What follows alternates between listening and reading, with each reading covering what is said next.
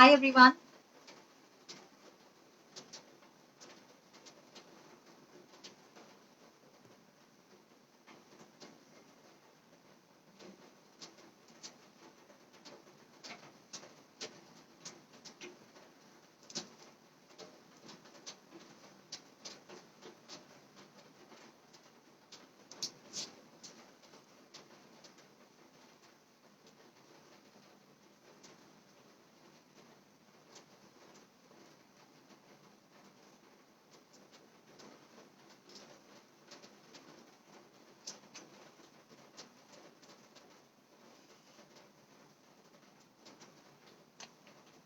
Hi everyone. Good morning.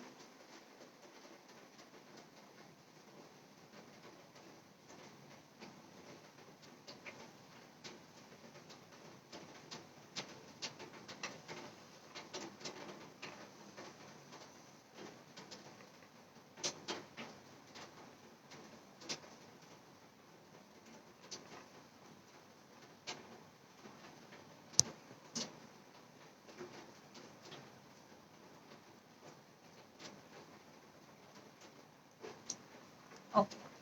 So a very good morning to all of you all who are present here today. I am Hardika Veera, Chief Clinical Dietitian and Head of Kidney Vertical at Coutinho Holistic Healing System.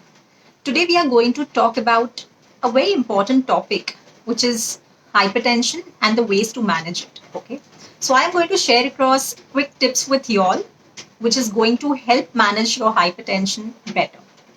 So when we talk about hypertension, I'm sure each one of us who are present here today might be having one or the other person in family, in friend circle, maybe relatives who might be suffering from hypertension. Right? It is something which is very common and mostly seen in each family. At least one person you would find would be having hypertension. Why is it so important to manage hypertension, right? Because hypertension on a long run, if you are not able to control it, it has a lot of complications on your heart health, on your kidney health. In fact, it can also it is also known as a silent killer for a reason, because without even understanding the symptoms, many a times a person may end up getting stroke, may end up getting cardiovascular diseases, and thereby increases the mortality rate, right? So it's very important for us to take care of our hypertension levels, our blood pressure levels, right? So when we talk about symptoms, right, what all are the symptoms that you would notice if a person is hypertensive? As I mentioned earlier as well, there are higher chances that all the people who might be suffering from hypertension may or may not exhibit these symptoms. It may include headaches. It may include a feeling like dizziness, vertigo. It may include bleeding through nose, which is also known as epitaxis. So that's also one of the symptoms. That there could be blurry vision as such. Okay. So all these symptoms are being seen. So again, it's not necessary if you're having any of these symptoms, it necessarily means that you have hypertension itself. But it's one of the great symptoms. If you have it, please ensure that you are getting your blood pressure checked so that we can review that if you have your high blood pressure or not. Okay. Secondly, if we have to talk about the causes, right, and the treatment per se. So when we are looking at treating hypertension, or when we are looking at managing your blood pressure, something that I would really request all of you all to do is try and figure out the root cause. Okay, why am I saying this? I'll explain you with an example. Now consider if a person who has a faulty lifestyle, okay, in spite of popping in pills, do you think it is going to make a lot of difference? No, it will not really make a lot of difference, right? So this is something which is very important, that in case you know that the person has a faulty lifestyle, you work on that lifestyle so that the blood pressure is in control. Similarly, there are other causes which could be obesity, which could be diabetes, which could be the chronic kidney diseases, etc. Right? So consider a person who's diabetic on a long run, who's developed hypertension because of diabetes.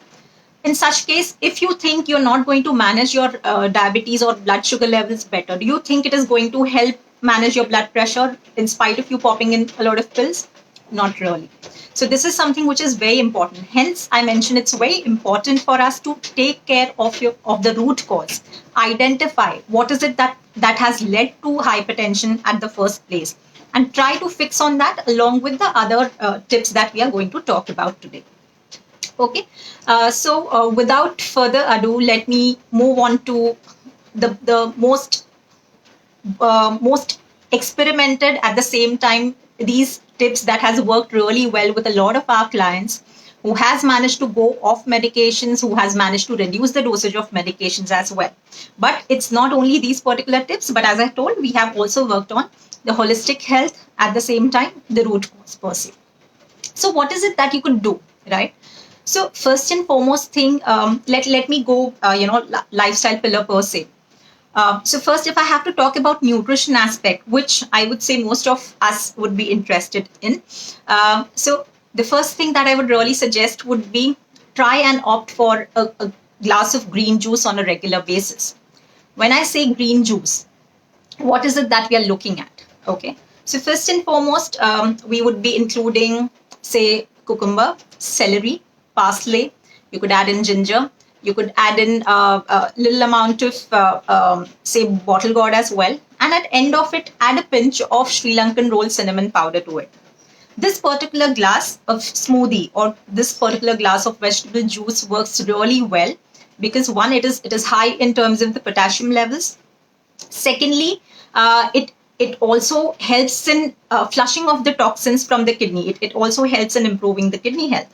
However, a caution here that I would want to give you all would be, in case a person is having any condition wherein the potassium levels are anyways higher, we would not want to go ahead with this particular juice on a regular basis. You will have to be very, very careful about it. Okay. Secondly, when we have to look at the other aspect, I would really suggest you to go ahead and have more magnesium and the foods that are rich in nitric oxide, basically. Okay. So when I'm talking about magnesium, it's not necessary that you go ahead and pop in a pill of magnesium. You would easily get it through natural sources as well. How does magnesium and nitric oxide help? And I'm also going to share the sources with you all. So when I'm talking about magnesium, it helps in relaxation of the vessels. Okay. Thereby, the pressure that is exerted would be lesser. When I'm talking about the vasodilator, that is the nitric oxide, what it does is it helps in expanding or dilating the blood vessels. Thereby, it makes it easier for the blood to pass through it without exerting a lot of pressure. So that is how it really helps us. Now, some of the common examples would be beetroot, spinach. You could go in for garlic. You can look at, say, nuts and seeds as well. We can look at nuts and seeds. You can look at bananas as well. Okay, so all the ginger, garlic, all of these are really, really helpful. Apart from that, when we are talking about the omega-3 rich foods, specifically the flax seeds, the fish, as well as the walnuts, these are great sources of omega-3, which is great for your heart health, and it also acts as an anti-inflammatory and antioxidant as such. Okay, so this is something which you can definitely look at including. Now, since I mentioned about all these foods, right, it's not necessary that you include each and everything at a go. Space it out. Okay, space it out. One day could be one particular source, the next day could be something else, right? It's not necessary that you have everything at a go. Okay. Secondly, when I have to talk about, I cannot go ahead without mentioning about hydration or the water intake, which I think we generally tend to miss out on. That's something which is most underrated. But this is something which is very, very important to flush off the toxins. And at the same time, what really happens is, even when your body is 1% less in terms of the water content or is 1% dehydrated, your cells are not going to function better. It adds on to a lot of stress on your body, thereby causing hypertension. Okay, so that's the second point of which I would like to suggest you all. How much hydration or water intake is optimum? For a person who just has hypertension or basically having a good lifestyle, please ensure you're at least consuming 8 to 10 glasses of water. However, if you do sweat more, if you're staying in a particular condition wherein the environment is very hot and humid, Okay, if you do work out a lot, wherein because of which you do perspire more, in such cases the requirement increases a bit. So we'll have to be a little careful about that. And the best indicator to understand about your hydration levels would be the color of your urine. Okay, so every time you go to pee, just ensure that the color of the urine is very light yellow or basically transparent.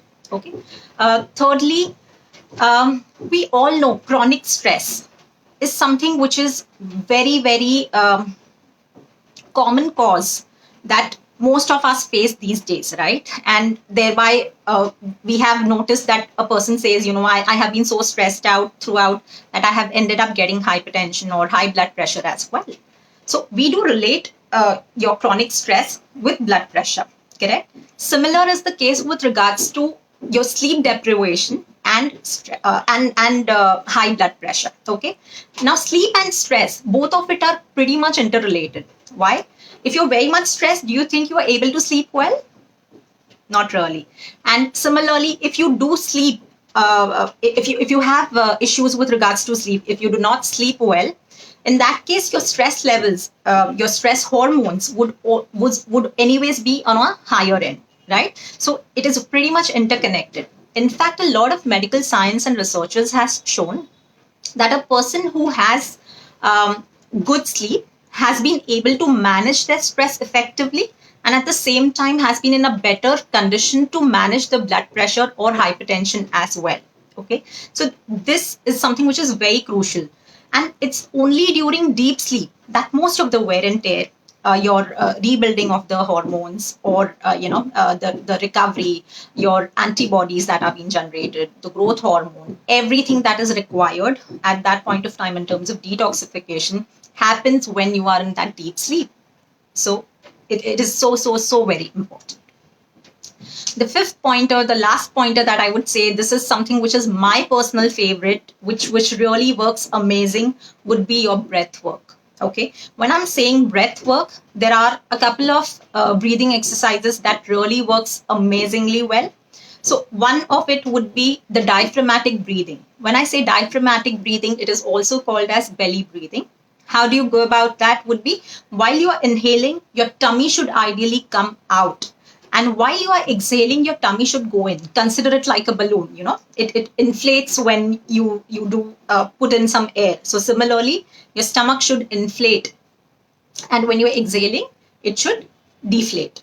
Okay, so that is how the diaphragmatic breathing or the belly breathing is done. Ensure that you're doing the 6 to 8 counts of diaphragmatic breathing at any given point of time when you are stressed, before your meals, before your bedtime. You would notice a very massive change. In fact, try doing this next time. All those who are hypertensive, try doing this next time. Whenever you have your blood pressure, which is a little on a higher end, okay, if you have measured it, it's on a higher end, take some time off, try and deep breathe, and immediately check your blood pressure again. You would notice a good amount of fall in your blood pressure at that point of time. That's how effective breathing is. But do you think only doing this consciously at one point of time is going to help? Not really. We have to ensure that it is a practice here on. Okay, so that's one with regards to diaphragmatic. Second most important breathing exercise would consist of left nostril breathing. So wherein you inhale via your left nostril and exhale via your left nostril. A caution here would be, in case a person who has sinusitis or cold issues, I would request you not to do it at evening or bedtime, because generally it cools down, it helps you calm down better. Okay, and thirdly, box breathing, the 4-7-8 breathing. These are certain breathing exercises again which really helps. Okay, so these are few tips. I would just do a quick recap. Number one, with regards to nutrition, ensure that you are having good potassium rich food. Ensure you are having a glass of green juice on a regular basis. Ensure you are having say omega-3 rich foods, magnesium and nitric oxide rich foods. That's with regards to all the tips that I can give you with regards to meals. But one very important thing which I missed out mentioning would be, you need to avoid all the processed and packaged food, because most of those contains a lot of preservatives which would end up which would make you end up having a lot of salt or sodium, which is a part of the preservative as well as the salt as such, right? Most of these packaged foods are rich in refined carbs, ideally, which again causes a havoc in your system with regards to fluctuation of your blood sugar levels and how it has been, how is it digested and metabolized in your body. So these are few things which really needs to work upon on the nutrition aspect. Second was the hydration part. When we are talking about hydration, it's very, very important that you are well hydrated. Keep a check on your hydration status with the help of urine of your color. The color of your urine, and that is going to help you better. Third most important thing is the sleep as well as the stress aspect of it. That needs to be taken care of. Fourth, I spoke to you all about the deep breathing as such, right? There's one thing which I have missed out on. I haven't spoken about. Can you all tell me what is it? Anyone? It is the activity levels. Okay. Please ensure that you are staying active, because when you are active, it helps in improving your cardiovascular strength. It helps in removal of the toxins from the body. It helps in regularizing, metabolizing your insulin sensitivity. It helps in release of the feel-good hormone, which helps in cutting down the stress levels as well. Here, one important thing is you shouldn't be overworking out or under training as well. And do you think you always have to go ahead and do strength training in order to stay fit? No. Even a 30-minute walk every single day works well for all the people who are facing issues with doing other forms of exercises. But it's very important that you be active. So 30 minutes exercise, that's it. It's okay for you to be sitting around throughout? No, not really. What is very important here is you would want to move around a little on a timely basis, even for a minute or two. Try and stroll around, work around while you're talking on phone. Walk around and pick up the stuff that you would want by yourself instead of asking your help to get it done for you. Okay, so these are quick things that are really going to help you all. That's it for today's session. I'll quickly take in few questions that I can see here. Okay, so I have this one question from Atish, who says how to improve sleep quality. It's a very interesting question. It's a great thing to for all of us to learn. So first and foremost, one, stay off gadgets 30 to 45 minutes before your bedtime. Okay, because the blue light generally activates your brain cells, which doesn't let you sleep better. Number two, what you could definitely do is try and take out some time to deep breathe, or left nostril breathing, as I was talking about. That also really works. And you could also try and do some form of meditation. Okay, yoga nidra meditation, something wherein you might just love to listen to some calm music. That really works well, right? So these are few things which will really help you. And apart from that, it's way somewhere, as I told you, when you're talking about stress as well, right? The next question, which is from Pranav, how to manage stress effectively. So, as I was mentioning, that both sleep and stress are interrelated. So if you're too much stressed out, that is also going to affect your quality of sleep. So ensuring that you're managing your stress a little better would also help you sleep a little better. Okay, so the first and foremost thing that you would want to do to manage your stress effectively is talk it out, vent it out. Okay, if you feel you're not too comfortable sharing whatever you feel like with the opposite person, please ensure you write it down, pen it down, and then tear it off and burn it off. Yeah, whatever works for you all. So that is one of the best ways. Secondly, because of the rush that we are in through the day, right? We tend to miss out on that me time for ourselves, right? Which is really required for unwinding ourselves. There's so much of stress throughout that is coming with the deadlines and exams for students, or a daily chore related stuff, right? So these stressors are going to come and go. But what's very important is we don't let it linger for a longer duration of time and let it affect us, right? So as I told you, venting out really helps. Maybe, if you tend to get anxious for the next day's work, you may want to make a planner for yourself for the next day. So you're sorted, it doesn't make you overthink. Lou also many a times talks about letting go of things, accept and let go, right? Most of the stress arises when we are not in a position to accept and let go of the things that we are really worried about, right? So this is one more important thing that you may want to work on. And stress, again, deep breathing works amazingly well to cut down on the cortisol levels. A walk or little amount of physical activity really works well. A hug from your loved one really works well to help reduce your cortisol levels as well. So these are a few simple techniques to manage stress effectively.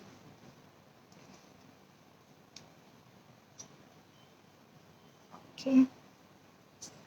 So I think these are the only questions as of now. Anyone else has any question? Please feel free to ask those.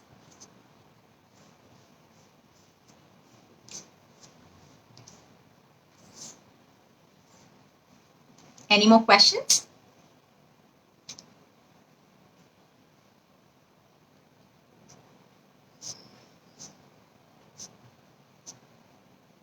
Okay, great then. Thank you so much, everyone, for your time. We would end our live here. And in case of any queries, please feel free to reach out to us and we'll be happy to help. Thank you.